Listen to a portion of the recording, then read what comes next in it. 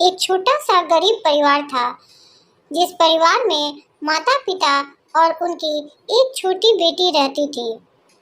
दिन बीतते जा रहे थे। एक दिन माता ने पिता से कहा, अजी सुनते हो, अब हमारी बेटी बड़ी होती जा रही है, हमें उसकी शादी करनी होगी। हम उसकी शादी का खर्चा कहाँ से निकालेंगे? तुम तो जानती ही हो, हमारे पास तो 2 वक्त की रोटी भी खाने को नहीं है। फिर हम उसकी शादी का खर्चा कैसे निकालेंगे? दोनों में गंभीर रूप से बातचीत हुई। फिर पिता ने कहा, मैंने दिल पर पत्थर रखकर एक निर्णय लिया है।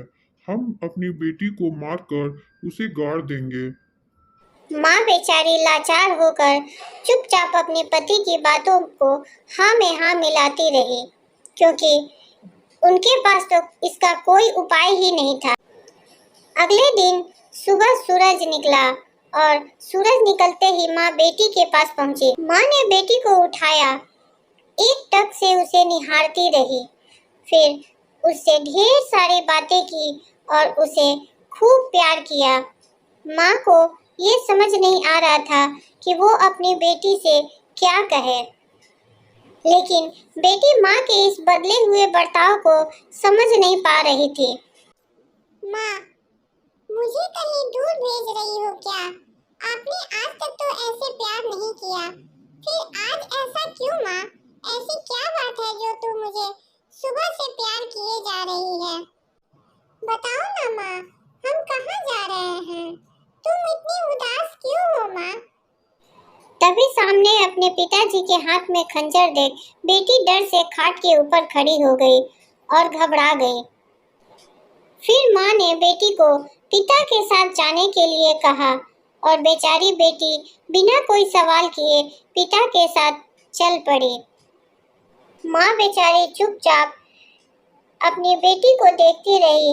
वो सोचती रही कि अब उसे बेटी कभी नहीं मिलेगी। घर से निकलने के बाद पिता अपनी बेटी को लेकर जंगल की ओर निकल पड़ा।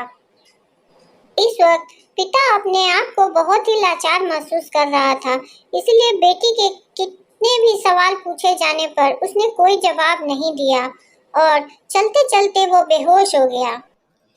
बाबा, हम कहाँ जा रहे हैं? इस जंगल में हम क्या करने आए हैं बाबा? आप उठो ना बाबा। अपने पिता को ऐसे बेहोश देख लड़की घबरा गई और मदद के लिए इधर-उधर चिल्लाने लगी। चलते चलते उसने कुछ औरतों को देखा, उनके पास वो पहुंची। मेरे पिता की तबीयत खराब हो गई है, आप लोग चलकर थोड़ी मदद कर दीजिए। उस बच्ची की बातों को सुनकर वो औरतें उस बच्ची के साथ उसके पिता की मदद करने के लिए निकल पड़ी। जंगल पहुंचकर उन औरतों ने उस आदमी को होश में लाया। होश आते ही वो आदमी अपनी बेटी के साथ फिर से जंगल की ओर निकल पड़ा। भला हो बाबा उन औरतों का, जिन्होंने मेरे कहने पर आपको ठीक कर दिया। अभी मुझे कुछ काम करना है, इसीलिए तुम पेड़ के नीचे जाकर बैठो। जब तक मैं आवाज ना दूं, तब तक तुम मेरे पास नहीं आना। बेटी चुपचाप पेड़ के नीचे बैठकर पिता को निहारती रही। बाबा कितनी मेहनत कर रहे हैं और कितना थक गए हैं। अच्छा हुआ जल्दी जल्दी मैंने सारी मिट्टी खोद डाली। अब बेटी को मारकर इसे जल्दी से शाम होने से पहले गाड़ देता हूँ।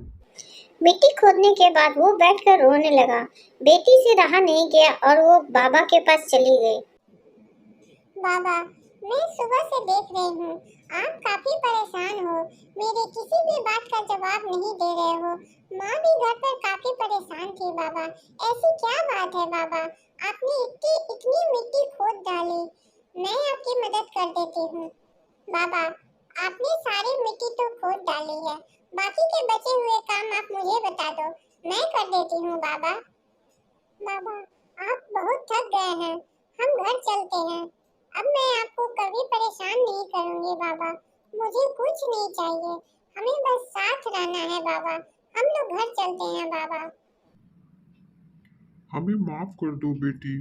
ये गड्ढा मैंने तुम्हें मारने के लिए ही खोदा था। हमसे बहुत बड़ी गलती हो गई बेटा। मुझे जरा सी तकलीफ हुई तो तू मेरे लिए इतना कष्ट झेली, और मैं कैसा बाप हूँ जो तुम्हें मारने के लिए सोच बैठा। आज अगर तू नहीं होती तो जंगली जानवर मुझे मार कर खा गए रहते। बेटी, तूने मेरी जान बचाई और मैंने तेरी जान लेने की सोची, लेकिन आज मुझे समझ में आ गया कि मैं कितनी बड़ी गलती करने जा रहा था। अब हम अपनी बिटिया को लेकर सीधा घर जाएंगे। दोनों खुशी खुशी अपने घर की ओर चल पड़े।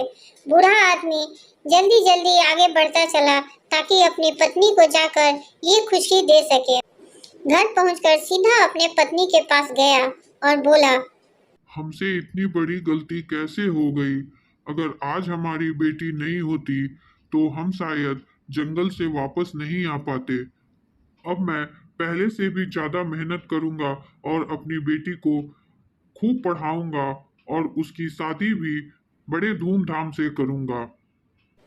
अपनी बेटी को सामने देखकर माँ की खुशी का ठिकाना नहीं रहा और खुशी खुशी तीनों अपने घर में रहने लगे। माँ, अब मैं कहीं नहीं जाऊंगी। मैं, बाबा और तुम साथ में